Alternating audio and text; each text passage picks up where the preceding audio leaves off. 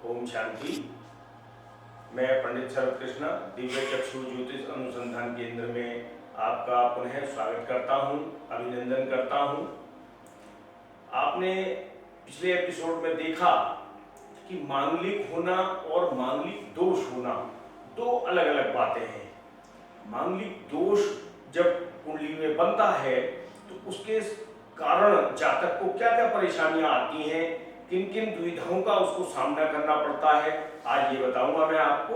अब चूंकि मैं मंगल दोष के बारे में, मंगली होने के बारे में सब कुछ वैवाहिक और दाम्पत्य सुख के संदर्भ में बताता चला आ रहा हूं, तो आज का मेरा एपिसोड भी इसी बारे में होगा। और मैं आपको बताना चाहता हूं कि वैवाहिक सुख या विवाह के संदर्भ में मंगल दोष किस प्रकार से नई नई दुविधाएं, नई परेशानियां सामने खड़ा करता है। तो आप देखेंगे कि मंगल दोष यदि सप्तम स्थान में बने या अष्टम स्थान में बने तो ज्यादा विध्वंसक होता है। विवाह में विलंब होना, कुछ रिश्ते आने के बाद उनका परिपक्व ना हो पाना, किसी की कॉल रिश्ते के लिए एक बार आ जाए उसका पुनः ना आना, और उनका ये भूल जाना कि हमने किसी को रिश्ते के लिए कॉल की भी थी, ये सब मंगल दोष के कारण होता है। मंगल दोष के कारण विवाह में बहुत अधिक विलंब कई बार हो जाता है। हमारे बच्चे कभी कभी 32 साल, 34 साल, 35 साल की उम्र तक पहुंच जाते हैं और विवाह संभव नहीं हो पाता।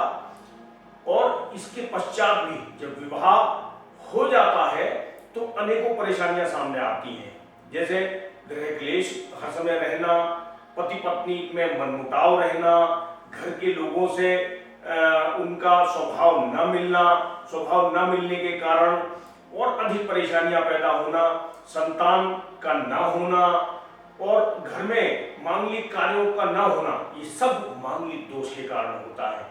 विवाह के संदर्भ में, दाम्पत्य सूत्र के संबंध में मैं अगर आपको बताऊं कि सप्तम भाव और अष्टम भाव वे सप्तमेश और अष्टमेश ये दोनों बहुत ही महत्वपूर्ण हैं। यदि सप्तम भाव में बैठा मंगल दूषित हो जाए, अर्थात क्रूर ग्रहों की युति हो जाए यहाँ पर मंगल के साथ, या उनसे इसका दृष्टि संबंध हो जाए, तो मंगल दोष पैदा होता है। इसी प्रकार अष्टम भाव में बैठा मंगल यदि क्रूर ग्रहों सूर्य, राहु, केतु, शनि के साथ यदि किसी भी प्रकार से संबंध बनाए, मतलब दृष्टि से संबंध बनाए या उसकी युति से संबंध बनाए, तो यह हानिकारक होता है दाम्पत्य जीवन के लिए। सप्तम भाव में बैठा हुआ मंगल चूंकि जातक के खुद के स्वास्थ्य का कारक होता है, और यहाँ पर अष्टम भाव में यदि मंगल बैठे तो वह हमारे जीवन साथी के स्वास्थ्य को प्रभावित करता है।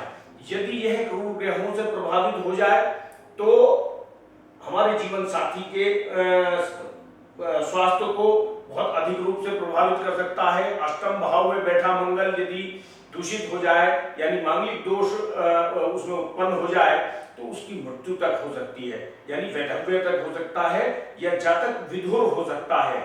तलाक और विघटन की स्थितियां पृथकतावादी ग्रहों के साथ बैठे होने के कारण होती है। पृथकतावादी ग्रह कौन कौन से हैं?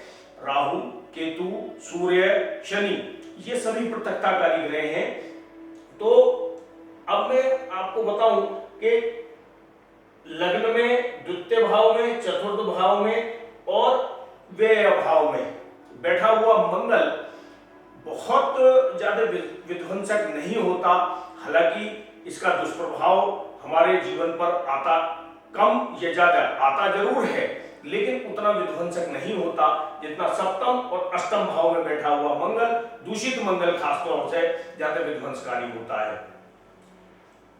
इस ऐसे स्थिति में हमें सप्तमेश और अष्टमेश की नवांश में भी स्थिति देखनी पड़ती है। यदि नवांश में सप्तमेश और अष्टमेश शत्रु ग्रह की राशि में बैठ जाएं तो यह और अत्यंत विध्वंसकारी बन जाता है।